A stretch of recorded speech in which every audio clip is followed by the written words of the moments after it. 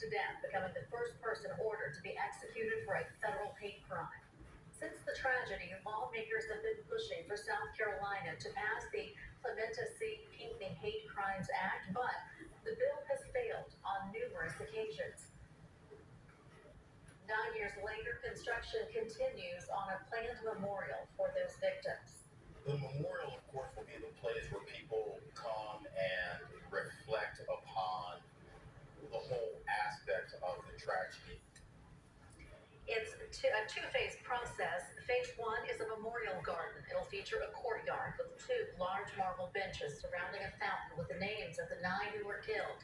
The goal is to have that phase done by the 10th anniversary in 2025.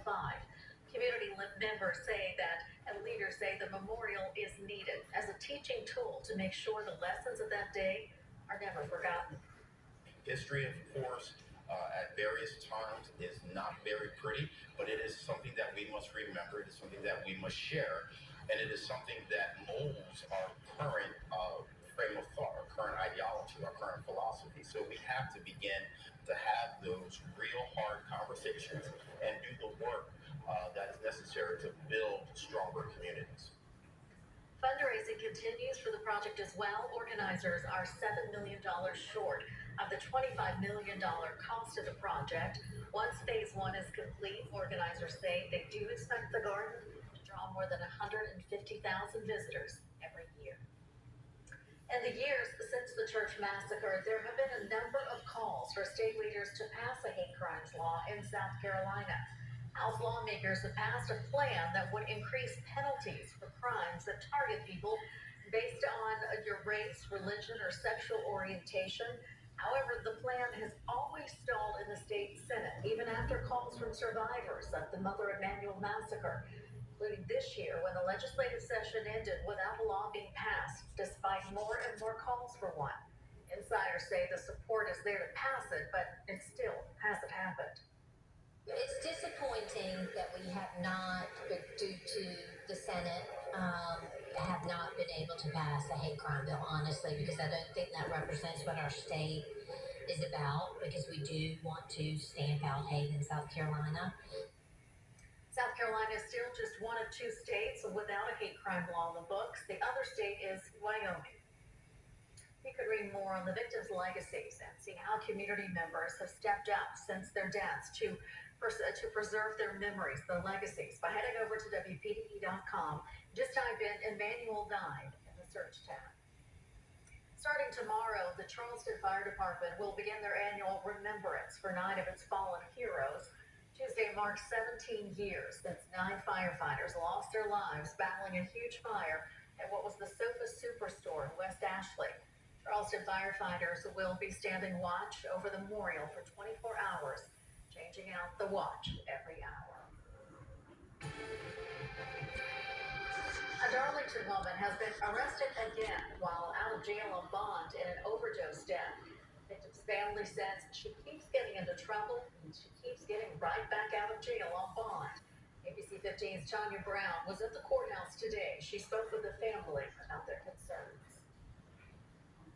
Lynn and Tony Cassidy say they keep going through the same scenario with the woman accused in the overdose death of their 26-year-old son, Timmy Cassidy. Kids Release Program, what I call it. A grand jury indicted Haley Mooneyham of involuntary manslaughter and distribution of fentanyl in Timmy's death.